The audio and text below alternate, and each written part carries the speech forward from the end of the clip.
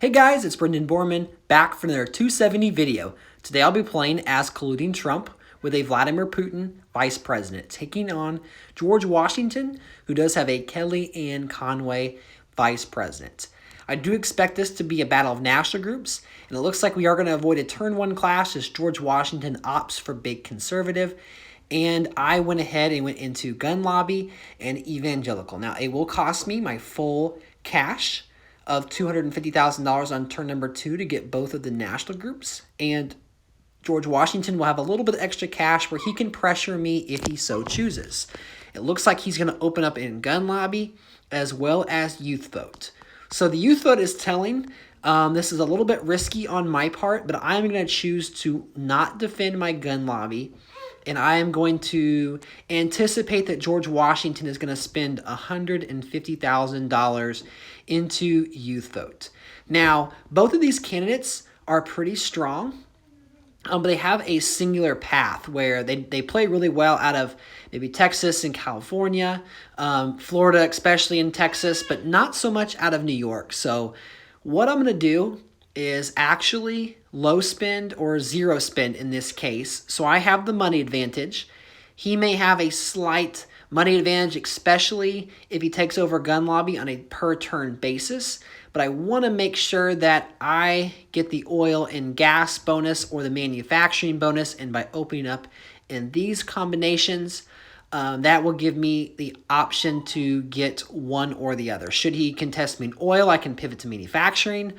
Or it looks like that he is not going to spend either. So that's interesting. Now he has a clear cash advantage. What I actually expect him to do is chase me in Texas. So by getting Colorado, New Mexico, Oklahoma, and Louisiana, that will give me the oil and gas bonus, if even just for a turn. I'm going to open up in Wyoming and South Dakota to give me some options in oil later on, and going to open up in North Carolina, Virginia, and Maryland. So what that does is allows me to get the Old South bonus potentially as a pivot. North Carolina, Illinois, it's another manufacturing state. If I do get California, having Virginia and Maryland, I'll just be Pennsylvania away from high tech. So it keeps my options open. And I did defend one in gun lobby because that's what I would have done. If I had done the math, he could have gone past me in both Texas and gun lobby. If he was ever going to do it, that was the turn. So I'm going to leave gun lobby alone the rest of the match. I now have the Old South bonus, which right now is uncontested. I can use that to open up in South Carolina just as an extra defense in case he does pressure me in Louisiana. But what I'm going to do is make sure that I go into all the manufacturing states, because without Texas, I really need to defend against that. So he did double into Florida, so he's going to have the option to get that swing state bonus. We did clash in Pennsylvania, so Pennsylvania is going to be really, really critical this match. I could actually get swing if I get Pennsylvania, Ohio, and Wisconsin. But I don't think I made enough of a bold move to get it this turn. I did open up also in Arizona, which will give me a little bit more option for that swing state bonus. Ohio flips. We do clash in Pennsylvania. So again, nothing too over dramatic. There is some slight pressure now in Virginia that I have to worry about. I do have that Old South money. I'm not in Florida, so he does have a little bit more of an efficient path where he can attack. I'm going to go in New Hampshire, Iowa, and I'm going to low spend here. So defend a little bit in Virginia, see what he does. Okay, so he's going to put some pressure in California. I bet he was expecting me to overspend and get swing or get manufacturing via hangman. So what I'm going to do now is definitely prioritize California. So if I go up in Wyoming and South Dakota, which I opened up earlier, I defend in Louisiana, and I go up 3 pips in California. That will give me the oil and gas bonus, even if I lose a New Mexico or Louisiana, which I don't lose either. So that's $110,000 of bonus money, which is super important.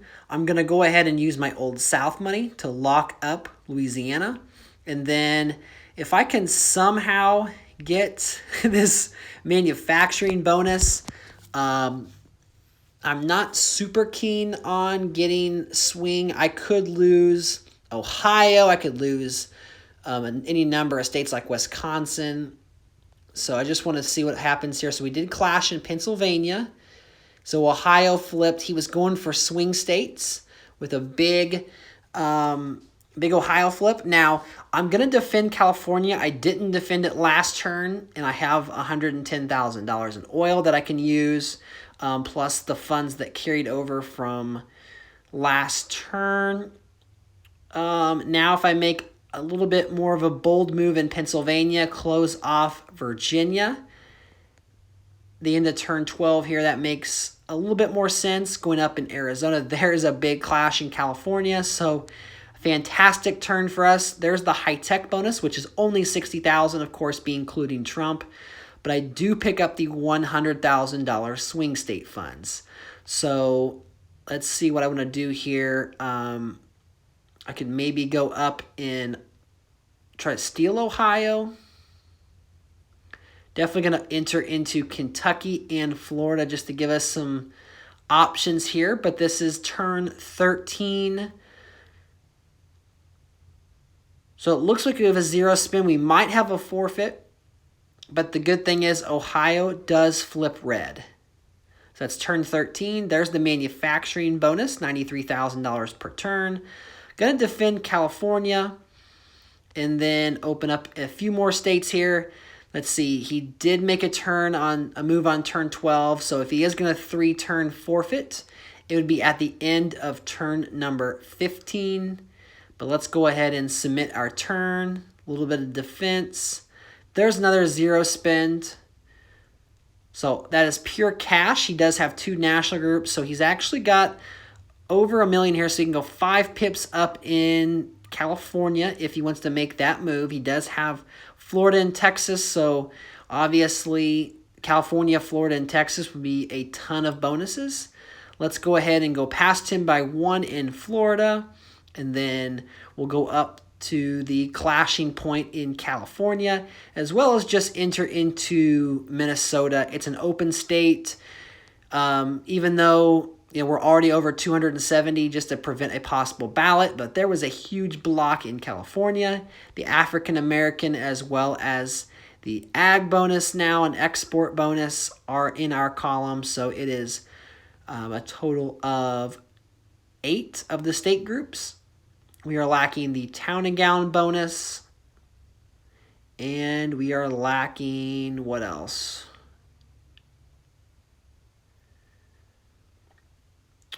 Let's see, we have 2 nationals. We don't have Latino either. So both of those aren't critical bonuses for Colluding Trump, obviously. So what I'm going to do now is I could go up to the second pip in all these states, but we don't have a ballot. So I might as well lock Virginia, Florida, some of these other states. And we do have 500 EVs. So this game is well in hand. But Che 99 was definitely a formidable candidate. And it was fun to get back into the 270 gameplay after taking a brief hiatus. Been spending the week with my family on spring break. And it was a good refresher. But I've still got the touch. Of course, I'm going to lose just like everyone else does, but it does feel good to get back in the winner's circle. Here, what I would do normally if it was not a 1-minute timer is I'd go up in states like New York and Massachusetts, Georgia, Washington, some of those mid-level EV states to the second pip just to give myself a little bit better of a position. But it is 500 to 38, and I doubt that Washington will make a move. I think his Hail Mary play was in California a few turns ago. There's the 3-turn forfeit, and that'll do it. Thank you guys so much for watching. And until next time, this is Brendan Borman, and I'll catch you guys in the next 270 video.